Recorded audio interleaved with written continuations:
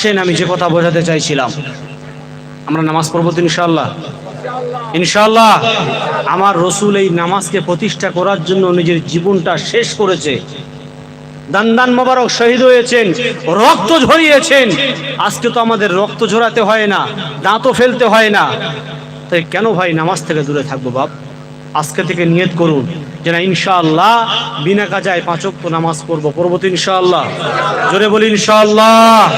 আপনি যদি নামাজকে আপন করে নেন, আল্লাহ বলছে আমি আমার বান্দাকে আপন করে নিই। জোরে বলুন, সকলে চিৎকার মেরে বলুন। আল্লাহ বলছে যে বান্দা নামাজ থেকে দূরে থাকবে, অতএব নামাজ পড়বে না, বান্দার প্রতি আমার একটা জিম্মা আছে, ওই জিম্মাটা আমি আমার বান্দার কাছ থেকে তুলে নিই। কথা বুঝতে পারছেন? যে নামাজ পড়লো, আমার হুকুম মেনে চললো, রসুলের তরিকা মেনে চললো, আমি আল্লাহ আমার জিম্মায় আমার বান্দাটা রয়ে গেল। জোরে বলুন, চিৎকার মেরে বলুন। যে নামাজ পড়বে না, রসুলের তরিকা মেনে চলবে না, খোদার হুকুম মেনে চলবে না, আল্লাহ বলছে ওর প্রতি আমার কোনো জিম্মা আর কোনো জিম্মাদারি থাকবে না। যা তোর দুনিয়াতে যা ভালো লাগে তুই তাই কর। কথা বুঝতে পারছেন? সর্বশেষ কথা, হুজুর এসেছেন, আল্লাহ চড়া করবো না, তার মুখ থেকে আপনারা মূল্যবান বক্তব্য শুনবেন। আর সব থেকে বড় কথা, তার জন্য খাস করে সকলে দোয়া করবেন। যদি বলেন কেন, উনি কিন্তু প্রতিনিয়তভাবে আল্লাহর কাজ এইভাবে কিন্তু করেই যাচ্ছে। কারণ আমি ওনার সাথে প্রায় আসি, একই গাড়িতে আমরা আসি, দেখি চোখে ঘুম নাই, ফজরের নামাজ পড়ে শোবে সেটুকু সময়ও নাই, তারপরেও তিনি দিন রাত হাক্কানি আঞ্জুমানের খেদমত করে যাচ্ছে। জোরে বলুন, তার জন্য দোয়া করবেন, আল্লাহ যেন তার শরীরটা সুস্থ সবল রেখে দেয়। বলুন আল্লাহুম্মা আমিন। আমি শেষ কথা যেটা বলতে চাইছিলাম, যেটা বলে যাই, দেখুন রসুলের মহাব্বত যদি আপনি করেন, রসুলের ভালো যদি আপনি বাসেন, তাহলে দুনিয়াতেও আমরা কামিয়াবি হব, আখিরাতেও কামিয়াবি হব। কথা ঠিক না বেঠিক? ভালো বাসবো ইনশাআল্লাহ।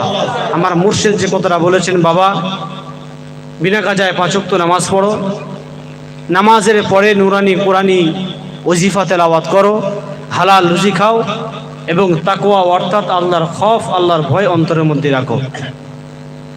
এই 4টে জিনিস যদি আমি আপনি মেনে চলি, ইনশাআল্লাহ গোটা শরিয়াতটা দেখবেন এর মধ্যেই চলে এসেছে।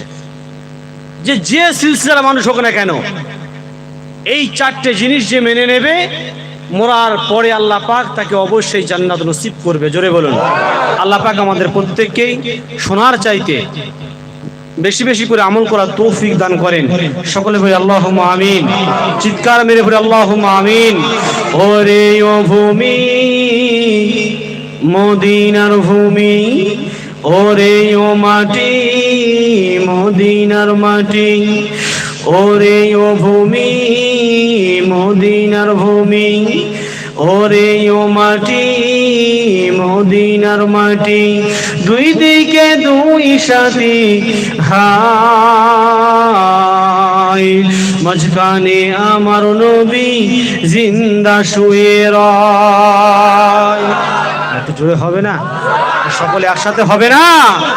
ওরে ও ভূমি, মদিনার ভূমি, ওরে ও মাটি, মদিনার মাটি, দুই দিকে দুই সাথী হাই, বিছখানে আমার নবী জিন্দা শুয়ে রয়, বিছখানে আমার নবী জিন্দা শুয়ে রয়।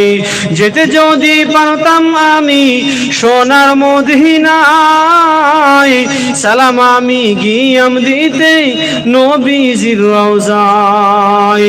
নবীজির ওই ধুলা বালি, মদিনার ওই ধুলা বালি, পাই যদি সামনে আমি, মাকাম আমি পেলে পরে সুরমা বানাই হাই। ওরে ও ভূমি, মদিনার ভূমি, ওরে ও মাটি, মদিনার মাটি, দুই দিকে দুই সাথী হাই,